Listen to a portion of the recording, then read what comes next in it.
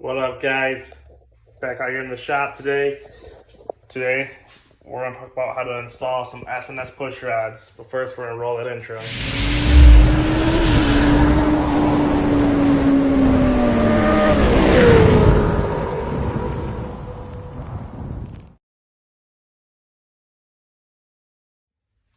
All right, now the intro is done, we're back. We're gonna be talking about S&S's quickie push rods.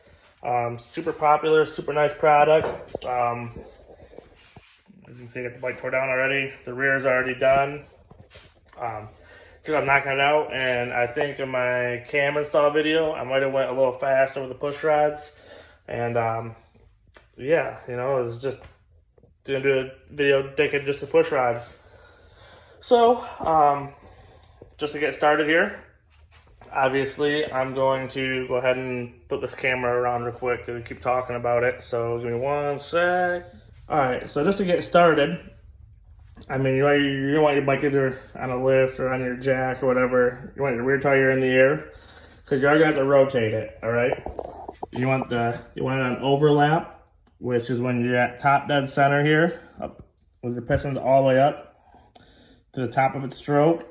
And you'll have both of the lifters at their lowest point, and they'll both be moving up and down simultaneously. So that's where you want to be at. And then, I mean, if you're just camming your bike or whatever, you can go ahead and cut those push rods, or you can go ahead and remove your rocker arms. But obviously, this bike, we did a rebuild on it, so we just removed the push rods. We took the whole head off the bike. But if you're just like cam like your Milwaukee 8 or whatever, be the same scenario here. So push rods are gone. We have the bike at top dead center still, so we're ready to go. So everything else we're gonna need here is we're obviously gonna need a fancy screwdriver for the clips. You're gonna want a paint marker or a Sharpie of some sort, 1/4 inch wrench, and you're gonna want two 7/16 wrenches, and then you want this specialty tool right here. Take a piece of tie wire, paper clip, whatever, a rubber band.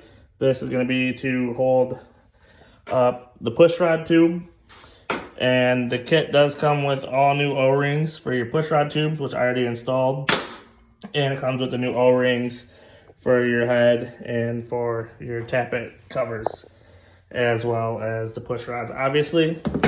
So I'm gonna go ahead and get you guys set up in the stand, and I'm gonna continue working. All right, so now you guys all set up.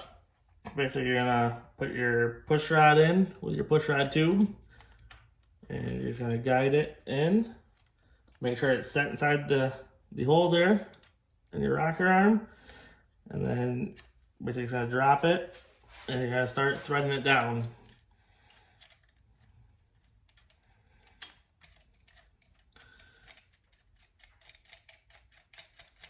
This will be the part I cut out of the video because it takes too much time.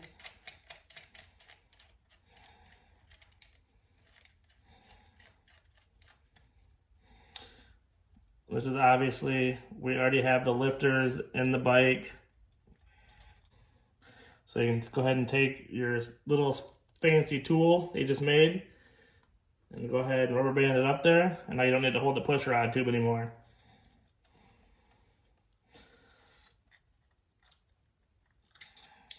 Make sure you don't drop your jam nut. It's not impossible to get out if you do drop it, but it makes it a lot easier if you just hold it up, especially on the Milwaukee 8s where they have a really, really deep tappet bore. And you're gonna go ahead and you're gonna adjust this all the way down to 0 lash, which is no up and down motion. Okay, so right there, we have a little bit of lash yet. Right there, we have 0 lash. So we have no up motion or down motion of the push rod. This point in time is when probably gonna want to clean up one of the flats. S&S, this is the Evo. They call for 4 turns or 24 flats. So we're gonna go ahead and mark our flat that we're going to be turning. You need your 1/4 inch wrench to hold the lower push rod. And at this point in time, you're going to get your 7/16 on it. And you're going to rotate it to your 4 turns. So right there is 1. There's 2.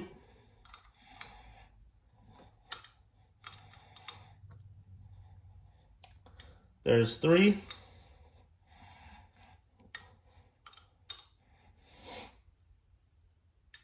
And that there'd be 4. So now you're just going to run your jam nut up.